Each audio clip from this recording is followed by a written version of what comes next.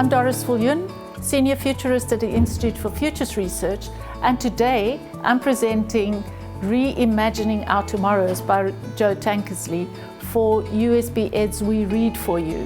What Joe tried to do was to really help us with vivid images of reimagined tomorrows. 10 stories, each with Archibald, representing the 1% of rich people, Archibald's apology after every story. But each of the stories is this reimagined tomorrow where people live in harmony with digital things, with the earth, and with each other. And ladies and gentlemen, good morning on this beautiful Friday morning, and welcome. And it is really my privilege to share this book with you. How the book is sorted, it's sorted into 10 chapters, and every chapter is sorted into 2 parts. So part 1 of every chapter, he tells a story with characters, and you read the story and it's really cool. And then comes Archibald's apology. Now the book starts with Archibald. Archibald is one of those, in 2019, 1% people. Right, the really, really rich people that go for capitalism full out and let's just make more stuff and make more money. There are common elements woven throughout. In every story, we see these things: individual empowerment, people taking responsibility for their lives. So he writes the stories in such a manner that we can foresee a world where we and digital are just collaborating, working together for the benefit of individuals, and then also in harmony with the planet. So the first one is where Archibald, it's his 99th birthday. He enters the story and the room where the scene is set in his hover chair.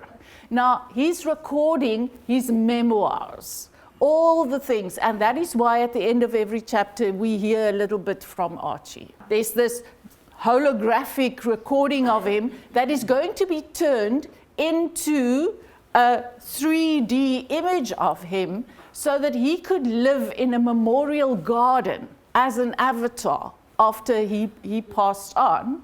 It says, "The world I worked so hard to build is destined to disappear. And then the power to create the future comes with great responsibility. Please use it wisely," is Archie's words as you go.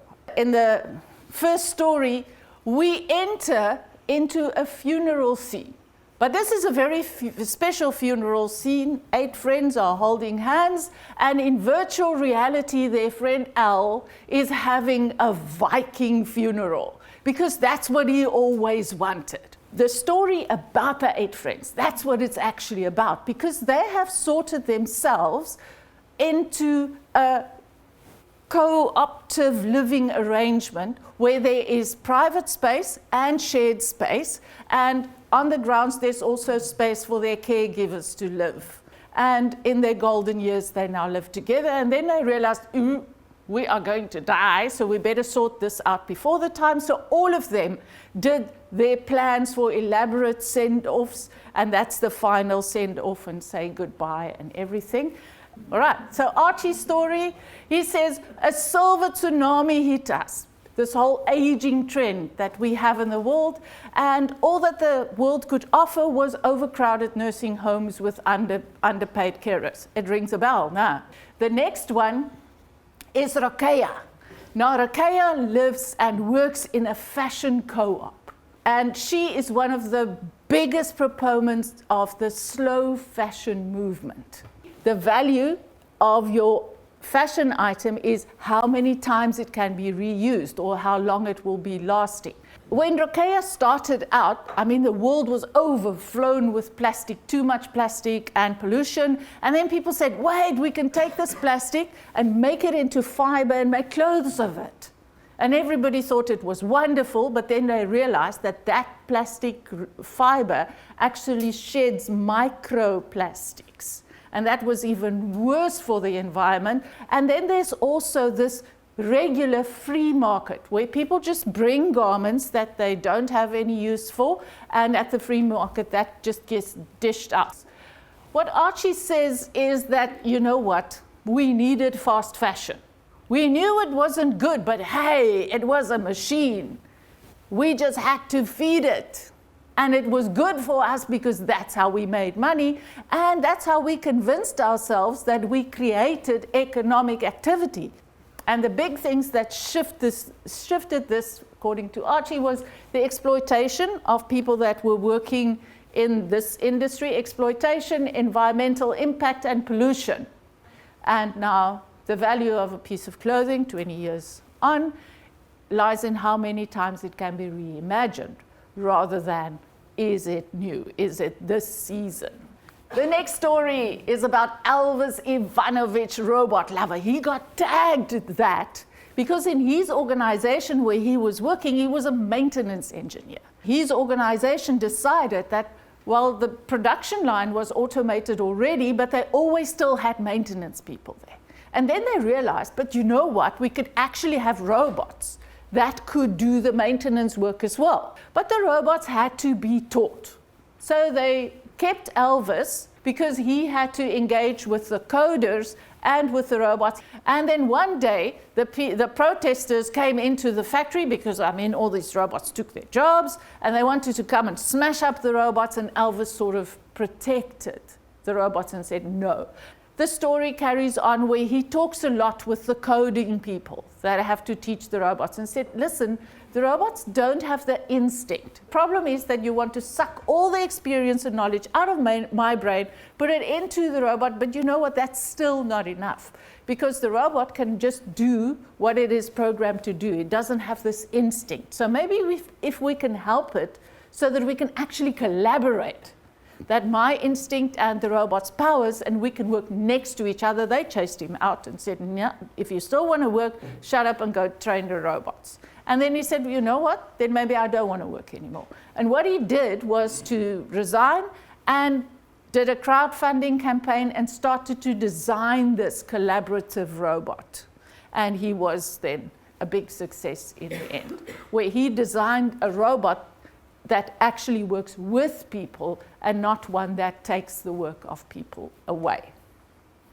Archie says, of course they knew automation eliminates jobs, but they had a lot of data and they kept spreading that. The PR people did all of that for them, that for every job that automation takes away, 2 new jobs will be created. And they knew it was a little bit unevenly distributed because the same people whose jobs were taken away would not be the same people that got the new jobs. Now, Andy and Sandy planned their getaway. Now, here is how he really describes how people 20 years down the line live this gig work thing, where people, now the one partner is Andy, she stays at home. She creates VR images. Her partner, Sandy, also works in the gig economy, but Sandy is a triber. Now, a triber is one of those next jobs we're going to have. A triber is somebody that actually collects gig workers for big projects. A triber is a little bit like a project manager on steroids. And then we have Lacey. Lacey is the personal assistant, but she is just a digital presence. And the task in this story for Lacey is to plan Andy and Sandy's getaway. And Lacey does that really well based on their preferences and do they like to travel and what they like to see. And she has this whole presentation of options that they could consider for their getaway. Archie says, oh goodness, you know what? It's hard to have people as employees because they're absent, they're lazy, they're expensive. And as business owners, we always dreamed about how lovely it would be to run our businesses without people. And he says that was the big drive towards finding automated processes. And all the data made it possible to create this just-in-time kind of labor, where when you needed a person could be available wherever they were, and we sold it to them as, hey, this is a comfortable thing, let us do this, all right. Sammy is what Joe calls a two-wheeling grocer. Sammy used to work for Amazon Whole Foods. And he realized that if it's not absolutely perfect anymore, it has to go. And they donated a bit of it, but most of it was just discarded. And he said, whoa, that can't be. He grew up in a neighborhood where people didn't have a lot of money, but they really would have wanted fresh food. And if only this food could get to that neighborhood, those people would buy it and pay for it. So they created a redistribution center where they take these fresh produce. If it's not in its ultimate form anymore, it goes to the redistribution center. So a lot of biker messengers started putting racks on their bicycles. They bought the fresh produce in the morning auction style, and then they can go to their communities. But they needed to know that they would be able to sell it as well. And so what they did was to create this app that in real time tells you exactly for how much you can sell anything in any area. That way, sort of designing the risk out of the whole thing. Right, so Archie says, well, by 2025, we have connected 50 billion things. And then, as all of this data and the availability made the incremental cost of getting data, it just decreased and decreased, and suddenly everybody had access to it. And then it was not a competitive advantage to have that data anymore, just because everybody had it. And then micro entrepreneurs could enter the system with the benefits of having access to all of those data. And that is why micro entrepreneurs like Sammy could find a space in the market for them to play, having the same access to the same data than what the big players had. And that sort of changed the whole economic model there. Story number 7. We enter this area where a news drone is trying to find out what is going on. And the news drone's operator sits far, far away. She manages 12 of these drones in different locations, get the feed from them. The drone sent out an alert and say, hey, please help. I can't make sense of what is going on here. Because I was supposed to go and look at a community meeting. But this can't be a community meeting. It's not boring enough. It's really weird. And there's way too many people. So when Ali logged into the drone's feed, she could see why the drone sent out the stress signal. Because there was more than 1,000 people there, and they were having, it looked like a party. And she realized that this was a way different kind of community. It was located in what was a huge mall long, long ago. But as retail went, and as over-malling caused, malls ran empty. And they turned it into a residential center. So they created closed-loop energy, water, all of that. So the people paid their rates and stuff and had the direct say and direct benefit of local, they governed their space. Archie says, the development of shopping malls was one of the nicest ways to make money. The only thing you had to do was put the money in, started developing the mall. It was like printing money. Because as soon as the development was done, you get your money back and you go away. Then the other people must operate the mall. Then you build another one and make money again.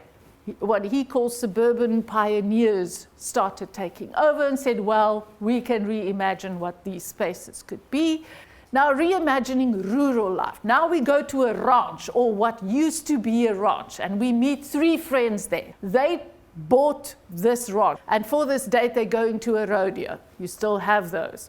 And in the barn, he then realizes that they're actually running in the huge barn, that used to be the huge barn, they are running a big fish farm. They told him that here we have the fish, the water from the fish actually goes out, we have a greenhouse over there, plants have water and nutrients, clean water goes back.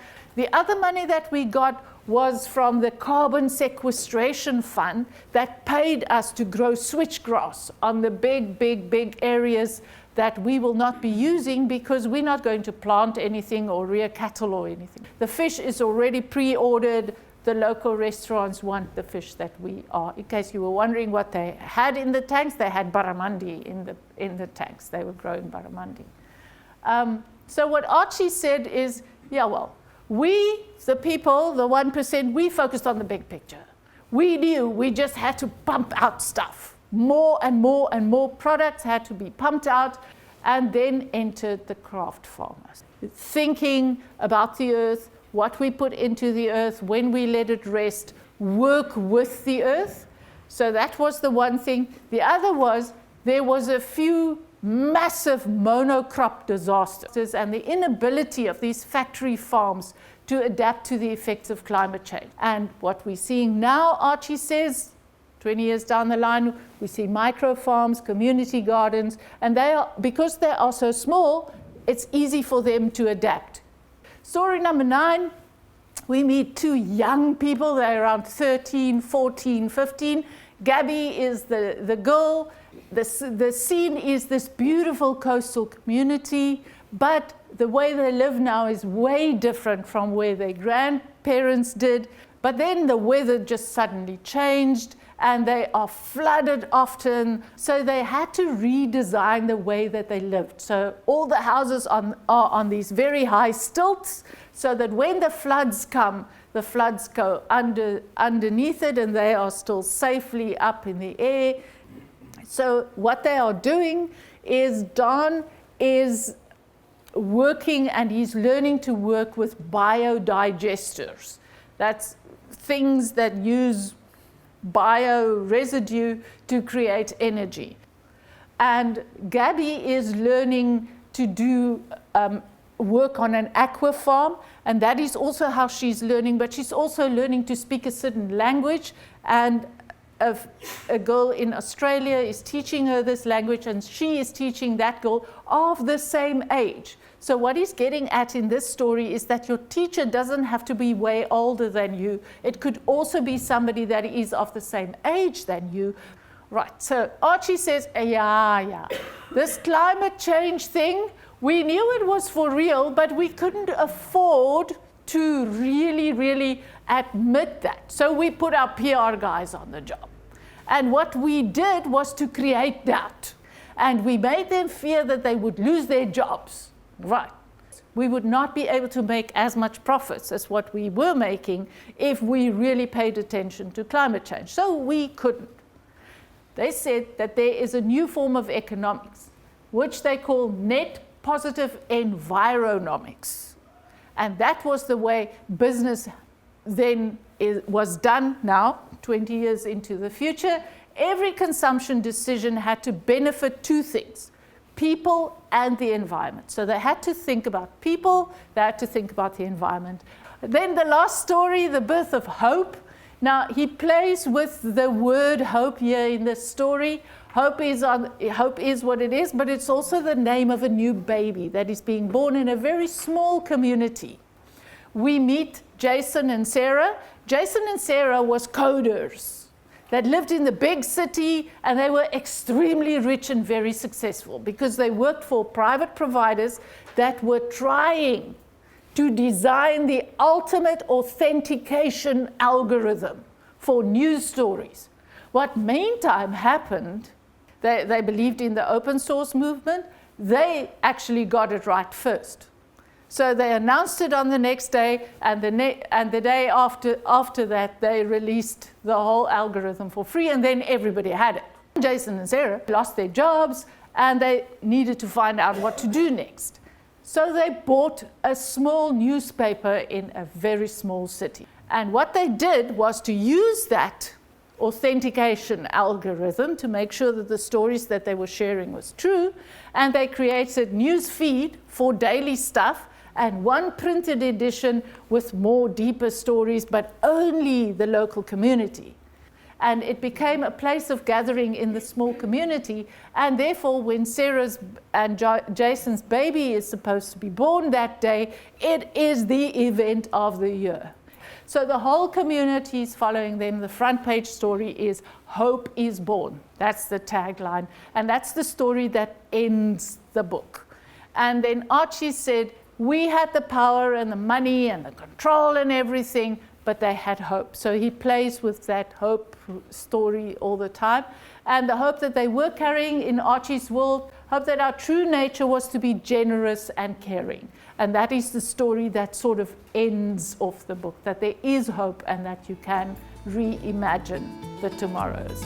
So the moral of the story is we can actually reimagine our tomorrows. And I hope that some of these stories at least resonated with you, and that it would linger in your mind, and that you take this notion of we can actually